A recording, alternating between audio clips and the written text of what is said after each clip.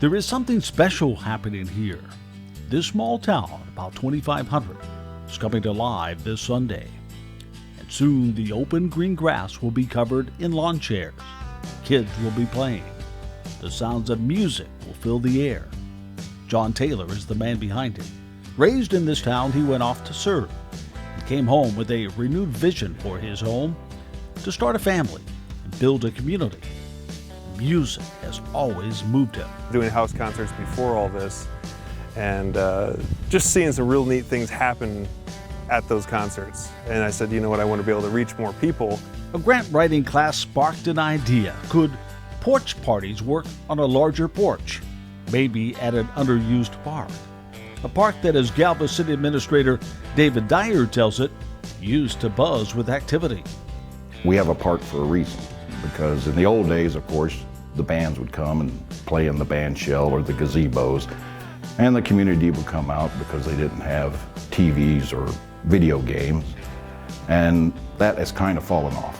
But in this age of binge-watching TV, playing video games, and staying connected with social media, would a social experiment with something called placemaking work?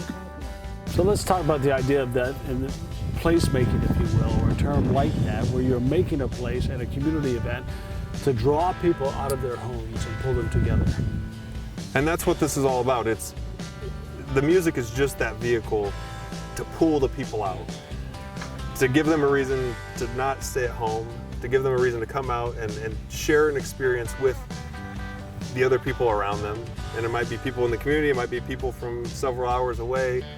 And in terms of the performers, they could be from anywhere in the world. He wrote some grants and pulled in a few friends with a common interest in music and community. I don't know. Tom Campbell runs a small business in another small town. He moved away for a bit, but returned with his growing family. He sees the importance of keeping these towns not just alive, but finding ways to make them thrive.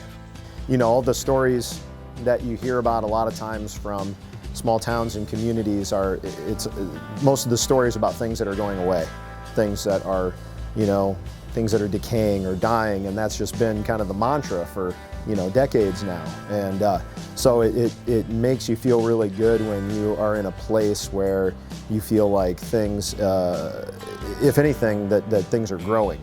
As a member of the Arts Council, he sees concerts as important tools to help stimulate growth.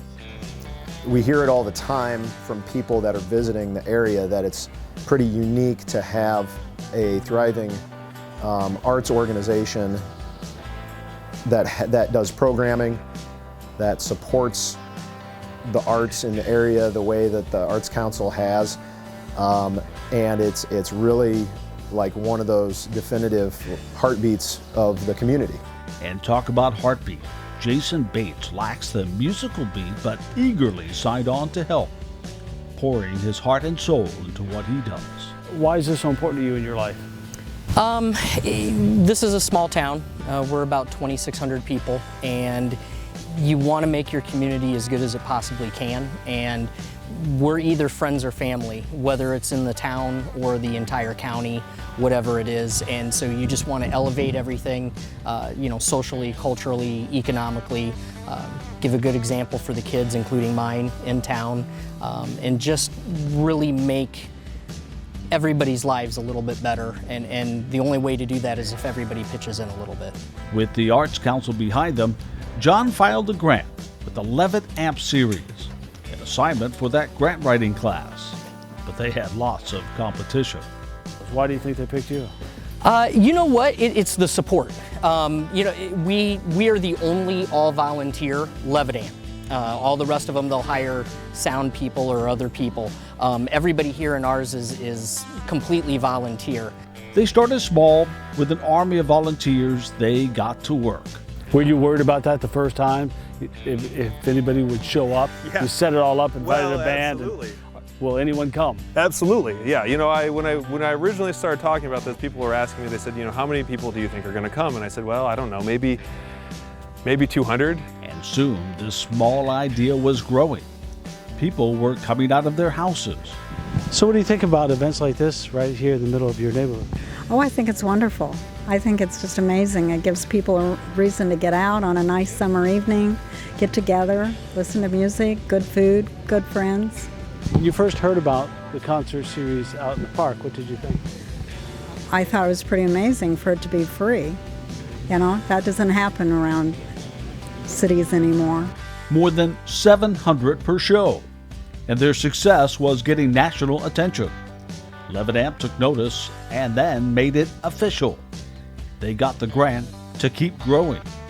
When I found out we were getting the Levitt Amp grants, I took the time to list all the cities that were awarded, looked up their population, and was astounded to discover that the average size of a city that gets a concert series like this is 49,000. Galva's 2,600.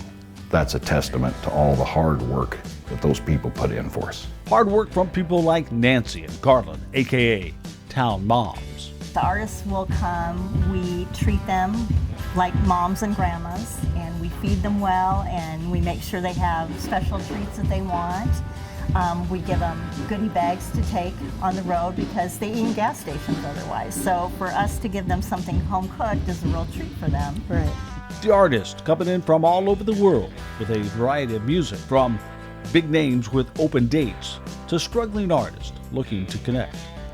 Let's see, we had rock, folk, blues, jazz, zydeco, bluegrass, Celtic, singer-songwriter, Americana. Some of this is music that these people would otherwise never be exposed to. But you look Absolutely. out and you see maybe someone's grandpa jamming out to Hip hop, yeah. Hip hop or whatever. So hip hop, was that a thing for you before? No, it was not a thing, but those guys were great. They were so much fun, yeah, and they really, got along with the kids and brought the kids up on stage. Which was great. And they just really loved it. They just, yeah. And to have like a Grammy-winning Mexican band come, that was fantastic. And we've had great blues and just a lot of folk. And the Swedish group was great, especially with Galva's Swedish roots. Right. And it's just been Celtic incredible. music, I believe, too. Yes. That's going to be a big one at the end of the season. And people are this year. starting to really be excited. Some were going, I don't know if I want to go. But now they trust us. They do. Know. They just take it in and they go, I didn't understand a word they said, but I still loved it. So, you don't have to understand. You don't. To know. Well, and like last year, one of the groups that we brought in was a hip hop group, and that was one I was a little bit unsure of. I was like, I know all these others are going to go over well. I'm not real sure about this one, and I said, you know what, I have to take the chance. So anyway, we did it, and everyone who came had a great time, and I think a lot of people were surprised. They said, I never thought I was going to like it. A lot of people told me that afterwards that was their favorite group the whole season. And soon it seemed everyone was on board, including pharmacist and concert volunteer Scott Caravello, who sees this as a way to keep a community healthy, physically and mentally. I love the social aspect that music brings out. The community, companionship, camaraderie, dancing, singing. Music moves. And when you have music, people move. And as a businessman, a business leader in this community, why is it important for a town like this to have something like this? It lets people know that we're still alive, we're thriving, we're trying to stay an active community and bring the community together so that we can all keep supporting it. Like the music played here every Sunday, all summer long. People believe in their small towns, they cheer for their small towns, they cry for their small towns, and evidence of that is right across the street every Sunday night. A mix track, if you will, finding the best beats from the past. How does it feel for you at the end of the day when you look around and you see the generations of people gathered here, listening to music, enjoying a common experience? That's the best part of it, is families, people making memories. When I was growing up, I always heard from my parents and grandparents how the downtown here used to be packed every Friday and Saturday night, and people going downtown for different events. So we're trying to bring that back again here. Mixing that with a vision for the future. And then you got the moments where the music is just perfect and the night is perfect. Making a place for that magic to happen. It's been pretty proud starting something, a grassroots effort that has grown into this, and perhaps inspiring other communities around the country to follow your lead. I hope. You know, that's the thing that I always tell people. I'm a normal person. You know, I wake up and I do the same things every day. You know, and there's nothing magical about it. It's just putting in the time and having an open mind, being able to look at someone and say, you know, yeah, that person has something to give, and figuring out how to allow them to give what they have, whatever their talent might be. And maybe a lot of times they don't even know that they have a talent. But just allowing someone to have a space where they feel comfortable, where they feel like they're able to give something is very powerful.